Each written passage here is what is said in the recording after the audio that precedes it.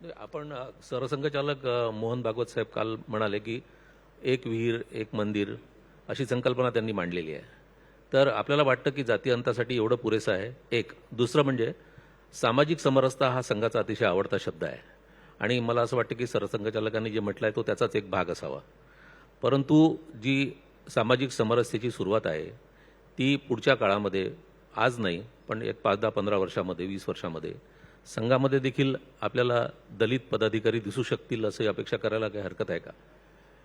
पहिली गोष्ट असं आहे की संघाचं जे कार्य आहे हे एक ऑर्गॅनिक पद्धतीने, म्हणजे हे काही राजकीय पक्षाचं काम नाही. त्यामुळं प्रत्येक रोज ॲडव्हर्टाईजमध्ये कोणत्या जातीचे कोणते पदाधिकारी झाले हे दाखवण्याची संघामध्ये पहिल्या दिवसापासून पद्धत नाही आहे. आणि ज्यांनी असे दाखवलं त्यांनी पण काय उपलब्धी केली ते आपल्या समोर आहे, अन्यथा प्रश्न सुटले असते.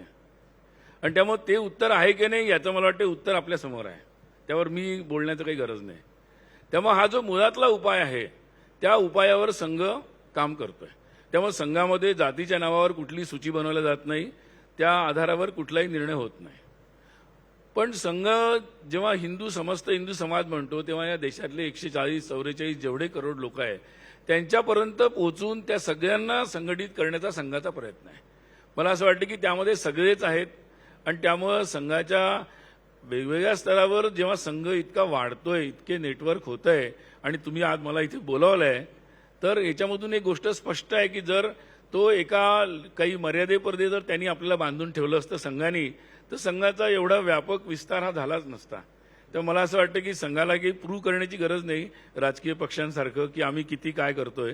तर मला असं वाटतं की संघाचा जो कार्य चाललेला आहे त्यामुळे स्वाभाविकपणे संघाच्या वेगवेगळ्या स्तरावर समाजातल्या सगळ्या लोकांचा सहभाग होतोय आणि त्याचं ऑर्गॅनिक पद्धतीने तुम्हाला काळाच्या ओघात सगळं रिफ्लेक्शन दिसतंय.